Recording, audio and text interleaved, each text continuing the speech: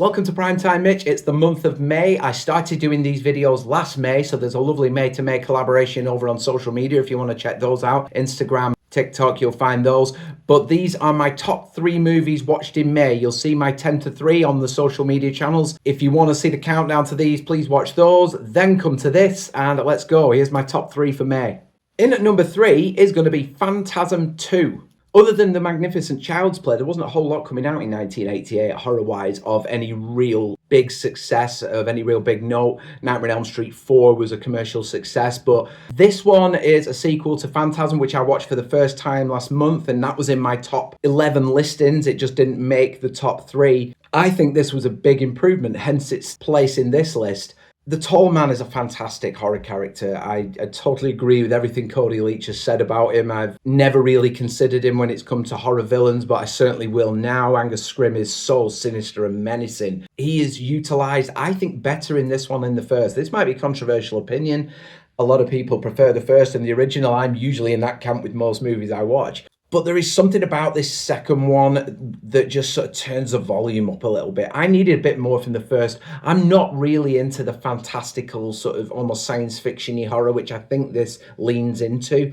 And the first one is certainly more centered around that with a little bit of horror and gore thrown in. This one kind of gives us a bit more horror. And now there was a huge controversy at the time with the recasting of Mike and Michael Baldwin replaced by James LaGrosse. That didn't bother me too much, but I'm not like a die-hard fan of this series, so I could understand why somebody would be annoyed by that. And apparently there was a lot of annoyance at that. Reggie Bannister obviously picks up where he left off. This is a continuation of the first one, basically. I don't think there's a lot of time passing between the first and second, and I think that was what Don Coscarelli needed to make a sequel, because apparently he was struggling for ideas because he was happy with the first. I think it works. There's a lot of big happenings at the beginning, a lot of explosions. It's quite a spectacular start that keeps you hooked, and I think they keep that theme going. I think some of the effects are excellent in this. There's a lot more gore in this, a lot more nastiness, particularly towards the end of this movie. And I also like the ending of this movie a lot. I've yet to see 3 and 4. I've not seen the continuation after this, so I don't know whether it's good or bad. I get the feeling it might go downhill from here.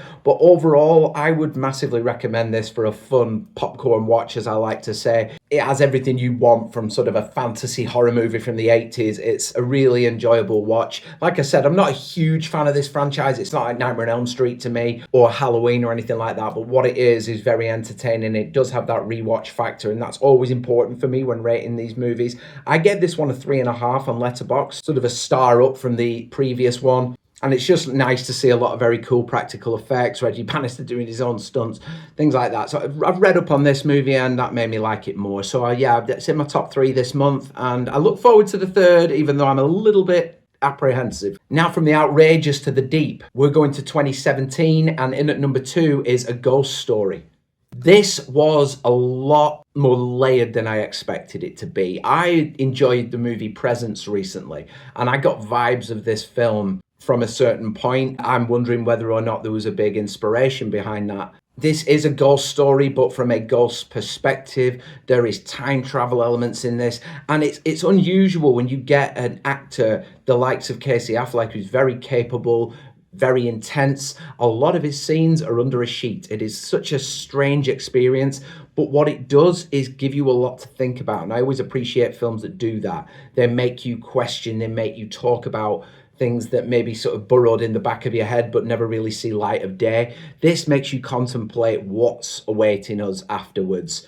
What happens when you don't finish those ambitions, when you don't have the satisfaction of achieving all those aspirations. I do think there are elements of this movie which sort of let it down a little bit. I've said on Letterboxd that existential nihilism has a lot of points of discussion and is open to a lot of interpretation, but I feel like it's preached here in a very less than subtle way. We get a guy at a party making a big cynical speech to everybody, and it's as deep as it is and as interesting it is to listen to, it actually makes him come across as a complete arsehole with some of the things he says to the people at the party. He would have been booted out of mine well before he got halfway into it. There are some overly long singular shots in this that don't need to be as long as they are and wouldn't achieve any less if they just cut a good minute off them, or what feels like a minute anyway. But the restless spirit element to this movie is really well done, and there is a certain trauma and sorrow and sadness throughout this film that you really feel. It's very, very deep and meaningful to me, this kind of thing, because I am often fearful of what's going to happen later on and afterlife and all that kind of stuff, and this really taps into it. I think it deserves the credit that it gets from the reviews I've seen. It can be a little depressing. I know that some people try to steer clear of movies with a bleak undertone or a message of futility, but I think this one deserves watching and analysing and talking about. Rooney Mara and Casey Affleck do a very good job with very minimal scenes of dramatic tension. There's not a lot of dialogue in this. It's all feeling and mood and thought. So give Ghost Story a go if you haven't seen it, but be prepared. It's a very, very deep movie. And coming in at number 1 is 2011's The Descendants.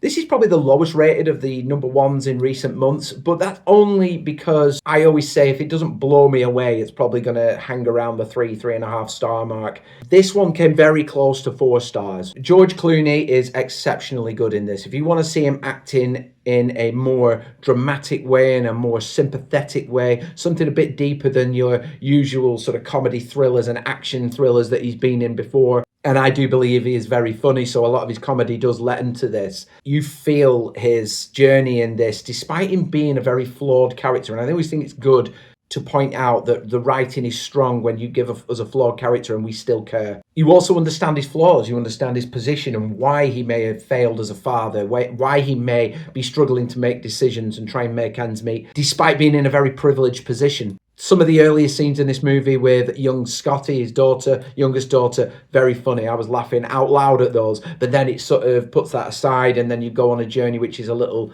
more dramatic and a little less comedic, but you're not sort of disappointed by it. I was actually very interested in where it was going to go. It's very unusual they cast Matthew Lillard in this movie. It does feel miscast, but at the same time, he shows he can act, and sometimes I'd just like to see somebody in a position where they're not the stereotypical character. He's not Shaggy, he's not Stu Macker. He is just a guy in this that has made a mistake and is desperately trying to cover his tracks. I think Shailene Woodley is probably the standout in this, other than Clooney, although I do think her character does take some points off this movie because I think she's overly vulgar in parts, specifically in front of her younger sister as well, which makes for some very unsettling viewing, but never enough for me to want to switch off or anything. I do understand they were trying to show the lack of control that Clooney had as a father. But overall, if you like a drama that's heartwarming, maybe even tear-jerking to you, didn't get me this one, but it certainly has a warm underbelly, and there is a lot of comedy in there from Clooney and from the youngest daughter. All I can say is I'll wrap it up with what I said on Letterboxd. It's a very wholesome watch without actually being a particularly wholesome movie. Give this one a go. It's something a little bit different from Clooney. I didn't know about it. I just saw his face, saw it was a drama, and I thought I'll give this a go. I'm glad I did. It's made number 1 for May. Wow.